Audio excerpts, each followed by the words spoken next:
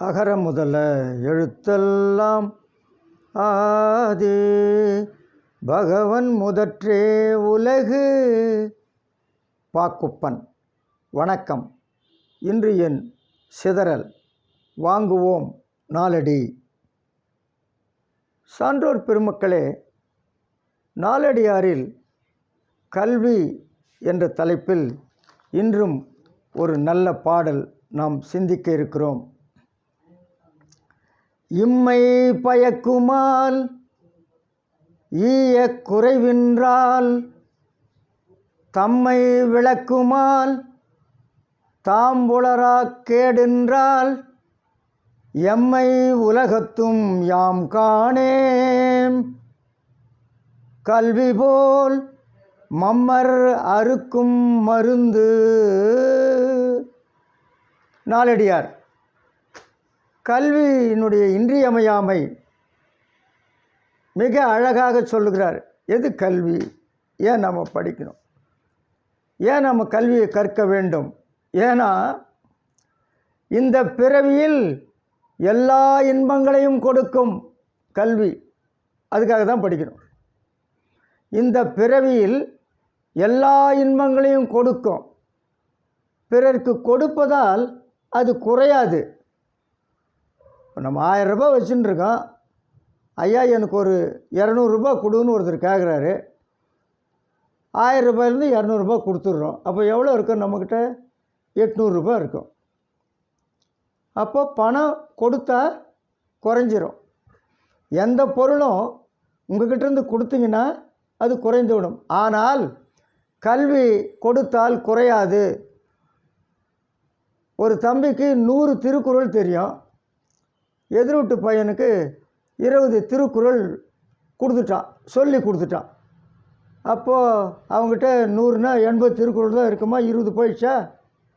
அவங்ககிட்ட அந்த 100 திருக்குறள் அப்படியே இருக்கும். அவன் எத்தனை பேருக்கு எத்தனை குறள் கொடுத்தாலும் அவங்ககிட்ட இருக்கிற குறள் எண்ணிக்கை மாறாது, குறையாது. அதுதான் கல்வியுடைய சிறப்பு. ஆக பிற எல்லா பொருள்களும் கொடுத்தால் குறைந்துவிடும். ஆனால் கல்வியை நாம் பிறருக்கு கொடுத்தால் அது குறையாது. இன்னும் சொல்லப்போனால் அது மேலும் வலுப்படும், உறுதிப்படும்.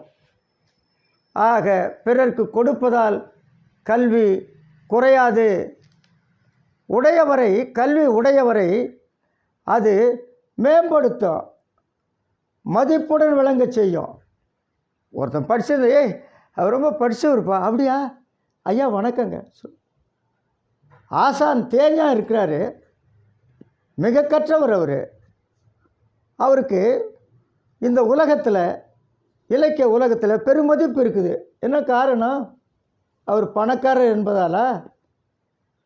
இல்லை, அவர் கல்வி கற்றவர் என்பதனால். அவர் கற்றாருள் கற்றார். அதனால் எல்லாரும் தேஞ்சாவை மதிக்கிறார்கள். என்ன காரணம்? அவர் கல்வி கற்றவர். ஆக கல்வி இருந்தால் அது கல்வி இருப்பவரை மதிப்புடன் விளங்கச் செய்யும்.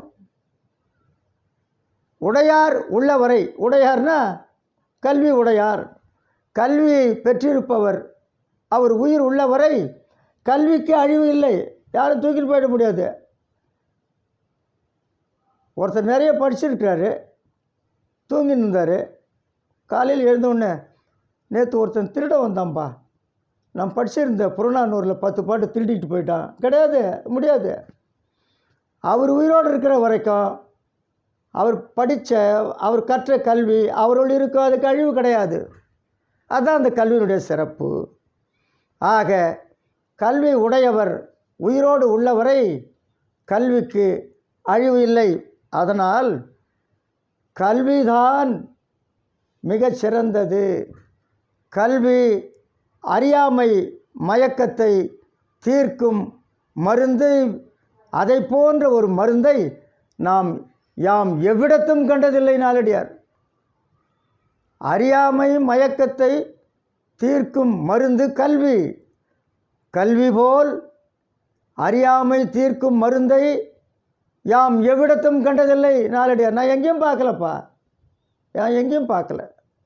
ஆக கல்விதான் சிறந்தது சான்றோர் பெருமக்களே, உங்களுக்கு தெரியாதல்ல. நாம் அப்படிப்பட்ட கல்வியை கற்று நாம் சான்றோர்களாக விளங்க வேண்டும்.